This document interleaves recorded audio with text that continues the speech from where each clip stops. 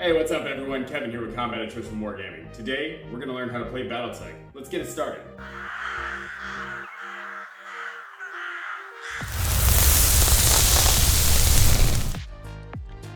Everything you need to play a game of armored combat. The rulebook, a map, some mechs, mech data sheets, the quick reference rule guide, dice for one mech to shoot with, dice for another mech to shoot with, red dice to denote jumping, black dice to denote running, white dice to denote walking. As you can see, my mech data sheets are covered in a pocket protector, page protector. That way I can easily write on them and erase them without ruining my record sheets. Jimbo is piloting the catapult. He's got a gunnery skill of 4 and a piloting skill of 5. Timmy is piloting the locust. Timmy has a gunnery skill of 4 and a piloting skill of 5. The initiative phase is the very first part of the game, quite possibly the most important part of the game. Each player will roll 2d6. Now Jimbo and the catapult will be the orange dice. Timmy and the locust will be the white dice. Highest number wins the initiative. Jimbo gets a 10. Timmy gets a 9. Timmy will be going first because he has lost the initiative. Jimbo gets to see how Timmy reacts. The next phase of the game is the movement phase. Nice and simple. You move your mechs, starting with the mech that lost the initiative. Timmy. Timmy has a movement speed of 8 for walking, 12 for running. Timmy is going to walk. Now every time you change spaces, that costs 1 point. To change spaces, to move into a space with cover, that costs 1 point to move, an additional point for light cover, or 2 additional points for heavy cover. Timmy can turn in here for 1 point. It does not cost extra to turn inside of cover. Timmy has spent 1, 2, 3, 4 for a turn, 5, 6, turn, 7, 8 of his 8 movement points. Timmy moved a total of 1, 2, 3, 4 spaces, giving Timmy a +1 to hit against him. Now, Jimbo is going to use his jump jets. He is going to jump. He can jump a total of 4. So he will go 1, 2, 3. We'll go 3, and we'll face that way. One of the important things to know about jumping is that it doesn't cost you any movement points to change your facing.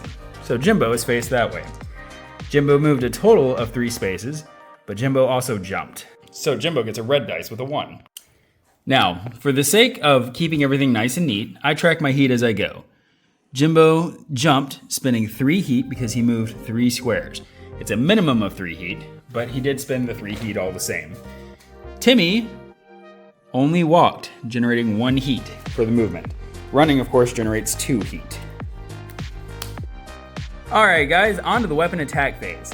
Now, you'll notice these mechs are in different positions. That's because the weapons attacks phase would have played out very slowly, very anticlimactically from the last movement phase because of how everyone had moved. So I've adjusted it. Both mechs moved 2 or 3 spaces and they walked.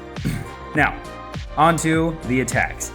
Timmy has a gunnery skill of 4, as indicated by this dice. Timmy walked, as indicated by his white dice, giving him a +1 to hit. Jimbo moved only 3, giving him a +1 to hit. There is intervening terrain. There is a medium terrain hex, or a light terrain hex underneath Jimbo. That's another +1. Now, for his medium lasers, there is nothing else to add. For his large laser, or for his machine guns rather, there is a +4. So for his medium laser, 4, 5, 6, 7. For his machine guns, it's going to be an 11. Jimbo's going to go ahead and shoot. He gets a 4, 5, 6, 7 to hit with his medium laser, and he misses. Now he needs an 11 with his machine guns. 10, needs an 11 with his machine guns. 8, and he misses because Timmy can't shoot, apparently. Now, for the sake of record keeping, I do mark off my heat, 3 heat for the medium laser, and then I also mark off my machine gun shots.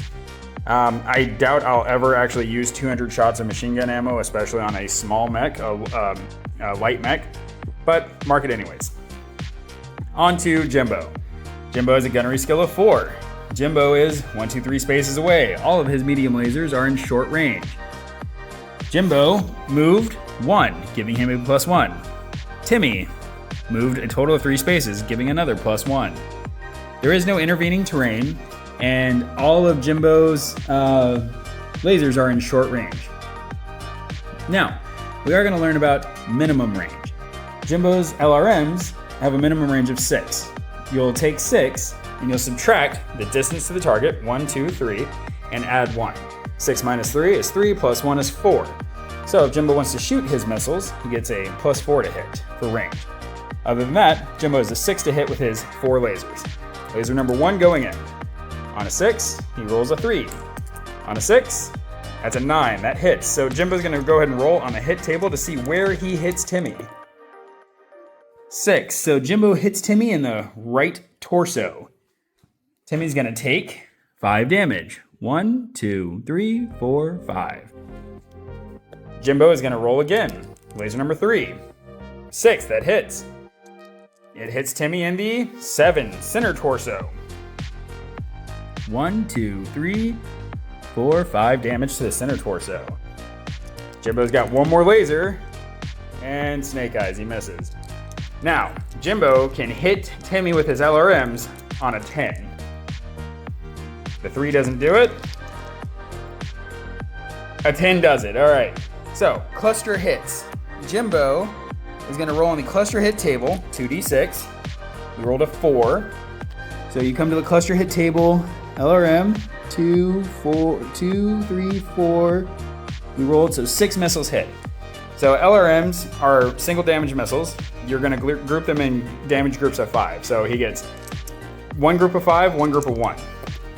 The first one hits 10, which is the left arm. So it's gonna be 5 damage to the left arm.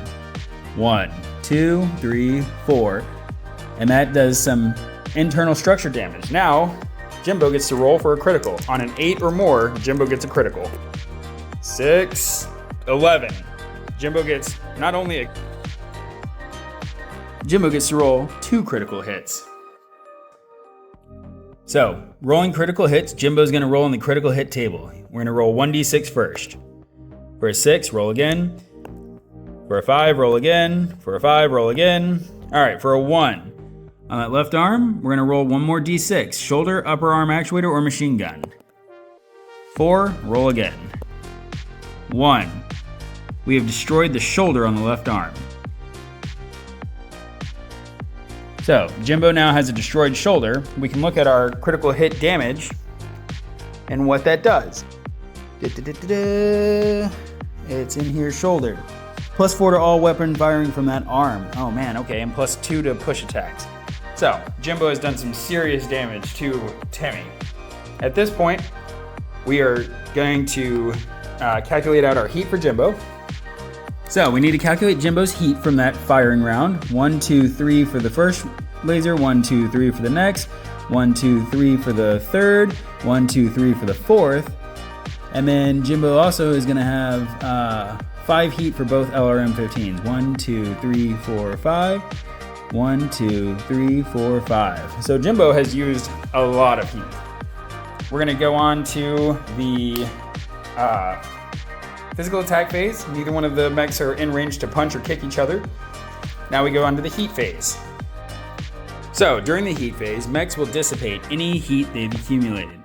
Timmy accumulated 4 heat. Timmy's heat sinks, he has 10.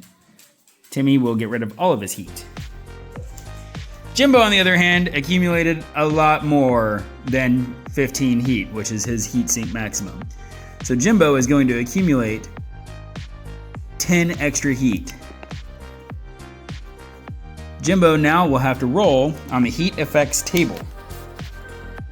Or correction, Jimbo will have to look at the heat effects table.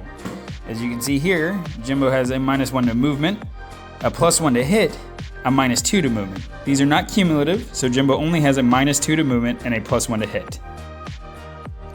Now that the heat phase is completed, that's the end of the turn. We enter the end phase, which just resets everything. There are some more advanced rules, but we can cover those in individual videos. Thank you for watching. If you liked what I had to say, hit that like button and subscribe.